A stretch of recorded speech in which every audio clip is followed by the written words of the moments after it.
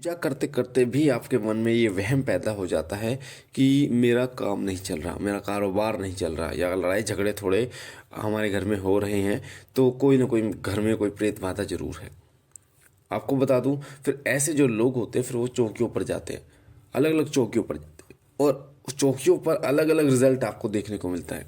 कोई कहता है आपके ऊपर प्रेत है, कोई कहता है आपके पास भूत है, जिन है, मशान है, जिन चुड़ैल है, ऐसे इस तरीके की बातें आपको बोली जाती है।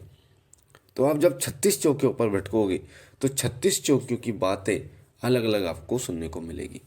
कोई कहेगा तंत्र किया गया है, कोई कहेगा तांत्रिक है, कोई कहेगा आपके परिवार वाला, कोई कहेगा आपके पड़ोसी है।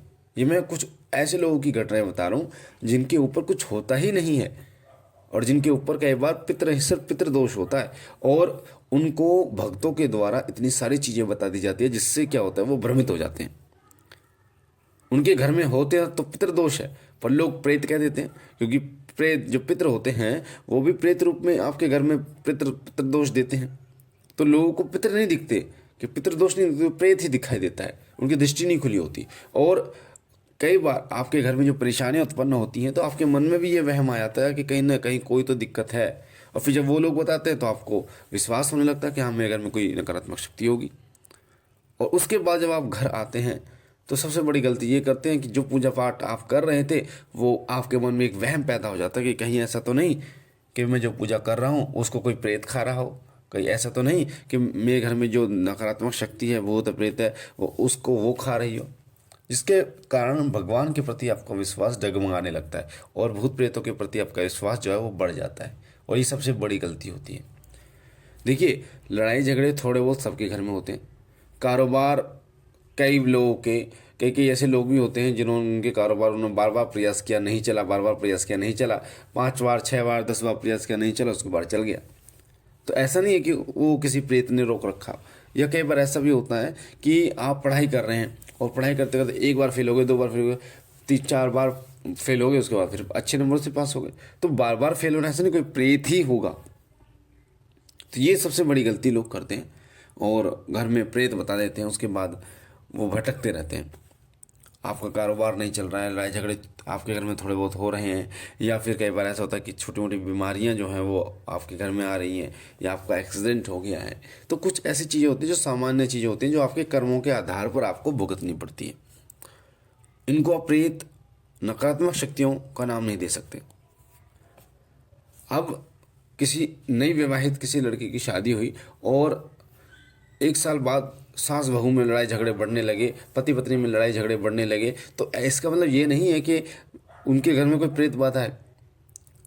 अक्सर ऐसा होता है कि कोई एक नया व्यक्ति जब किसी नए घर में जाता है तो उसको एडजस्ट होने में थोड़ा सा टाइम लगता है, थोड़ा सा परेशानी होती है, उनको समझने में थोड़ा परेशानी होती है, उस माहौल को समझने में थोड़ा परेशानी होती है।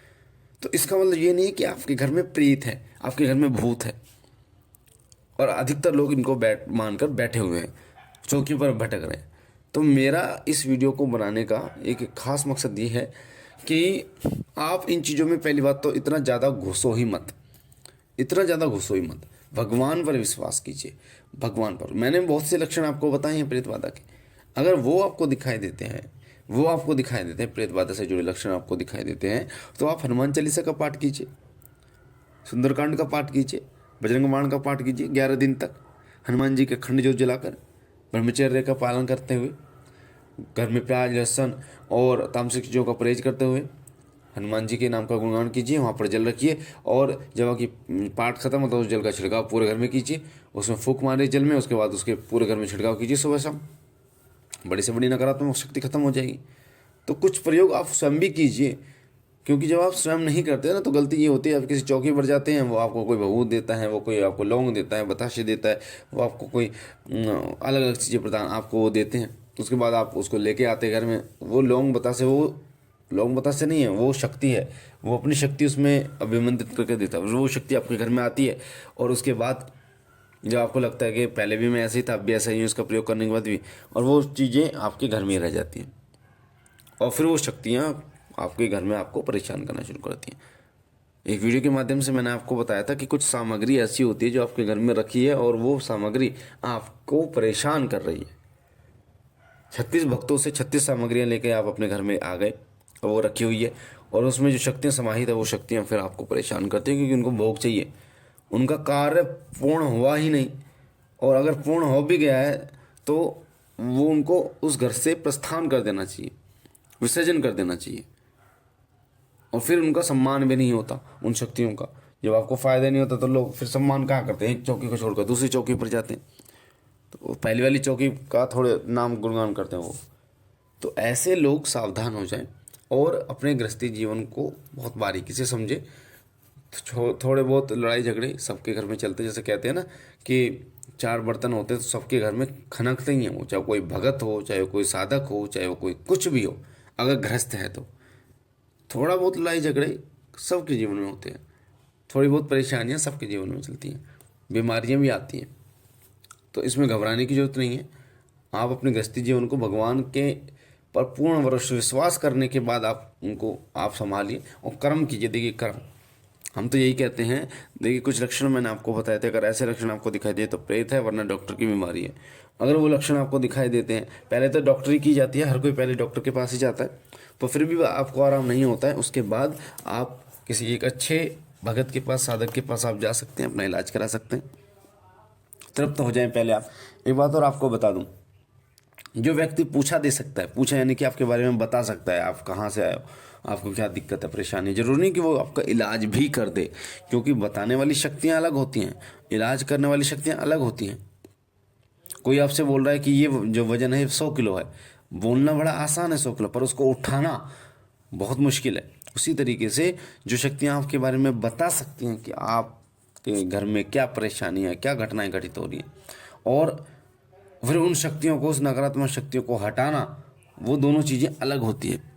इसलिए भगवान पर विश्वास कीजिए, पूर्ण विश्वास कीजिए और नियम कीजिए। देखिए नियम नहीं करोगे तो परेशानी आपको होगी, इस काम नहीं बनेंगे। अपने नियम बनाइए। नियम क्या? आप सुबह शाम की पूजा का नियम बनाइए। अगर आप भगवान हनुमान जी की पूजा करते तो हनुमान जी के मंदिर में जाकर चोला चढ़ाइए, या आप भगवान शिव की पूजा करते तो सोमवार के दिन भगवान शिव को स्नान कराइए, या आप माता दुर्गा की पूजा करते हैं तो दुर्गा सप्तशती का पाठ कीजिए, निवारण मंत्र का जाप कीजिए। गुरु नहीं है आपके तो 2 लोगों का जोड़ा कपूर पर भगवान शिव शंकर भोलेनाथ को गुरु मानते हुए आप चढ़ाइए। हे बाबा भोलेनाथ, मैं आपको गुरु मानते हुए 2 लोगों आपको अर्पित करता हूँ, स्वीकार कीजिए। उसके बाद आप किसी मंत्र का जाप कीजिए, पहले तो बहुत फल आपको प्राप्त होगा। मान लीजिए आपने किस दिन मंत्र जाप करना, तो पहले दिन भगवान भोलेनाथ को 2 लोगों को चढ़ाइए और बोले कि भगवान शिव, मैं आपको गुरु मानते हुए इस मंत्र का जाप कर रहा हूँ, इस मंत्र का पूर्ण सिद्धि मुझे प्रदान कीजिए। आपको कृपा प्राप्त होगी। तो इनके चक्कर में ना पड़े। मैं यही कोशिश रहती है कि आपका सही मार्गदर्शन कर पाऊँ, किसी प्रकार आपको हानि ना हो। बाकी बाबा भोलेनाथ आप पर कृपा करें, आपके घर पर कृपा करें, सदैव आपकी झोली बढ़ते रहे। हम मिलते एक नई जानकारी के साथ, तब तक के लिए ओम नमः शिवाय, ओम नमः शिवाय, ओम नमः शिवाय।